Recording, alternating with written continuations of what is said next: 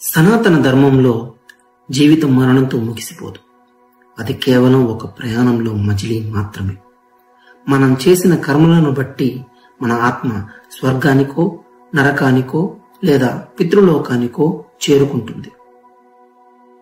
ఈ ప్రయాణంలో మనం ఆచరించిన ధర్మమే మనల్ని నడిపిస్తుంది.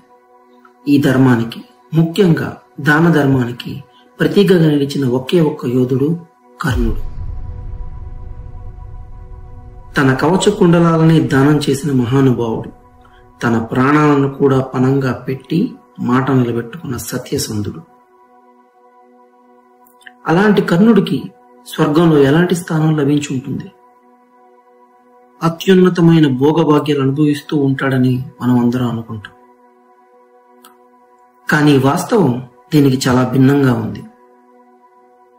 స్వర్గంలో కర్ణుడికి ఎదురైన ఒక అనుభవం మనందరికీ పితృదేవతల పట్ల మనకున్న బాధ్యతను గుర్తు చేస్తుంది. అదే ఈరోజు మన కథ.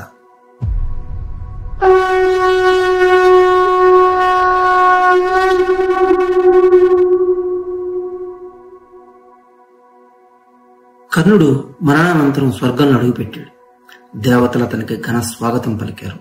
అక్కడి వైభవం వర్ణనాతీతం. ఎటు చూసిన బంగారు కాంతులు, మధురమైన సంగీతం. కానీ ఆ దివ్యమైన వాతావరణంలో కూడా కర్ణుడి శరీరాన్ని ఒక మానవ సహజమైన బాధ, అదే ఆకలి, తీవ్రంగా దహించి వేయడం మొదలుపెట్టింది. రోజులు గడుస్తున్నాయి. అతని ఆకలి పెరుగుతూనే ఉంది. దేవతలు అతనికి విలువైన కానుకలు, సంపదలు ఎన్నో ఇచ్చారు. కానీ అతని ఆకలి తీర్చే అన్నం మాత్రం తనకి దొరకలేదు. ఇక ఓపిక నశించి కర్ణుడు దేవేంద్రుడి వద్దకు వెళ్లి ఇలా అడిగాడు.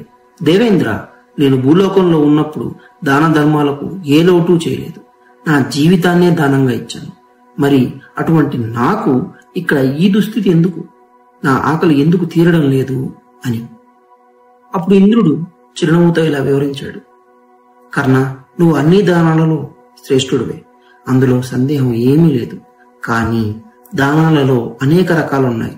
నువ్వు భూమి, బంగారం, వస్త్రాలు వంటి అర్ధదానాలు, వస్తుదానాలు ఎన్నో చేసావు. అందుకే నీకు ఇక్కడ ఈ సంపదలన్నీ లభిస్తున్నాయి. కానీ దానాల అన్నింటిలోకి ఉత్తమమైనది, పవిత్రమైనది అన్నదానం. మరీ ముఖ్యంగా కన్నవారికి, మన వంశీ పూర్వీకులకు పెట్టే శ్రాద్ధం, పిండ ప్రదానం అన్నింటికన్నా ముఖ్యమైనది. ఆ ఒక్క దానిని నువ్వు చేయలేదు. దాని ఫలితమే ఇది. ఈ మాటలకు కర్ణుడు విలువలాడిపోయాడు. ప్రభు, నాది ఎంత దురదృష్టం. నా తల్లిదండ్రులు ఎవరో, నా వంశమేదో నా చివరి క్షణం వరకు నాకు తెలియదు. నేను సూతపుత్రుడిని అనే భావనతోనే బ్రతికాను.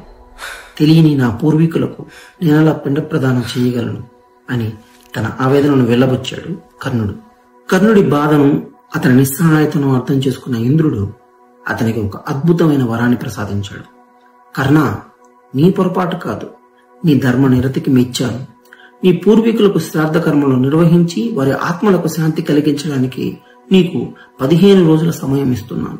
ఈ సమయంలో నువ్వు భూలోకానికి వెళ్లి నీ వంశస్థులకు అన్నదానం, జలదర్పణం చేసిరా అని వరమిచ్చాడు.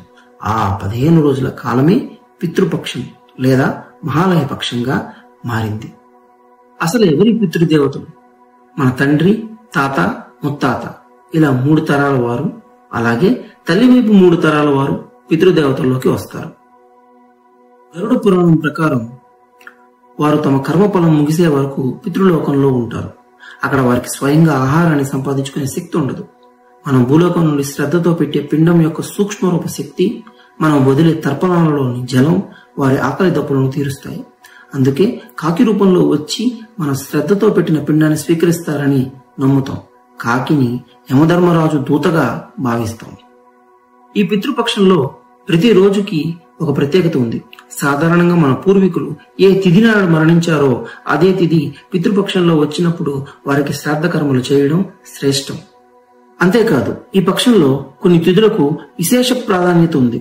ఉదాహరణకు భరణి నక్షత్రంతో కూడిన చవితి రోజు చేసే శ్రాద్ధాన్ని మహాభరణి అంటారు. ఇది గయలో శ్రాద్ధం పెట్టినంత ఫలాన్ని ఇస్తుందని నమ్మకం. అలాగే అవిధవ నవమి రోజున భర్త కన్నా ముందు మరణించిన ముత్తైదువులకు శ్రాద్ధం పెడతారు. ఇక ప్రమాదాలు, ఆత్మహత్యలు వంటి అకాల మరణం పొందిన వారికి చతుర్దశి నాడు కర్మలు నిర్వహిస్తారు. కానీ ఇన్ని తిథులు, ఇన్ని నియమాలు గుర్తుపెట్టుకోలేని వారి పరిస్థితి ఏంటి? అసలు తమ పూర్వీకులు ఎప్పుడు మరణించారో తెలియని వారు ఏం చేయాలి? వంశంలో ఎవరున్నారో కూడా తెలియని వారు ఎవరికి తర్పణం వదలాలి? ఈ ప్రశ్నలన్నింటికీ శాస్త్రం ఒకే ఒక అద్భుతమైన సమాధానం ఇచ్చింది. అదే మహాలయ అమావాస్య. పితృపక్షంలో చివరి రోజైన ఈ అమావాస్యను సర్వపితృ అమావాస్య అని కూడా అంటారు. అంటే మనకు తెలిసిన తెలియని మన వంశంలోని సమస్త పితృదేవతలకు ఈ ఒక్క రోజున శ్రాద్ధ కర్మలు చేయవచ్చు. ఒకవేళ పక్షం రోజులలో ఏ రోజు మీరు కర్మలు చేయలేకపోయినా ఈ ఒక్క రోజు భక్తి శ్రద్ధలతో అన్నదానం చేసినా లేదా కనీసం జలదర్పణం వదిలినా అది వారికి చేరి సంవత్సరం అంతా వారిని సంతృప్తిగా ఉంచుతుంది. ఇది మన పూర్వీకుల పట్ల మనం తీర్చుకోవాల్సిన ఒక పవిత్రమైన రుణం. ఇది కేవలం ఒక మూఢనమ్మకం కాదు. ఇది మన మూలాలను మనం గుర్తుంచుకునే ఒక సాంప్రదాయం. మన ఉనికికి కారణమైన వారిని గౌరవించడం, వారి పట్ల కృతజ్ఞత చూపడం. ఈ ప్రక్రియ మనకు మానసిక ప్రశాంతతనిస్తుంది, మన కుటుంబ బంధాలను బలపరుస్తుంది, మన ఒంటరి కాదని, మన వెనుక తరతరాల అండ ఉందని గుర్తు చేస్తుంది. కర్ణుడు తన పూర్వీకులకు శ్రాద్ధ కర్మలు నిర్వహించి తిరిగి స్వర్గానికి వెళ్ళాడు. ఈసారి ఆకలితో కాదు, తన పూర్వీకులను తృప్తిపరిచిన ఆత్మ సంతృప్తితో. అతని కథ మనకు నేర్పే పాఠం ఒకటే: మనం ఎంత ఎత్తుకు ఎదిగినా మన మూలాలను మరవకూడదు. ఈ పితృపక్షం మన పూర్వీకుల ఆశీస్సులు పొందడానికి దేవుడు మనకిచ్చిన ఒక సువర్ణ అవకాశం. కాబట్టి ఈ మహాలయ పక్షంలో మన పూర్వీకులను స్మరించుకుందాం, వారికి మన కృతజ్ఞతలు తెలుపుదాం, మరియు వారి ఆశీస్సులతో మన జీవితాలను ఆనందమయం చేసుకుందాం.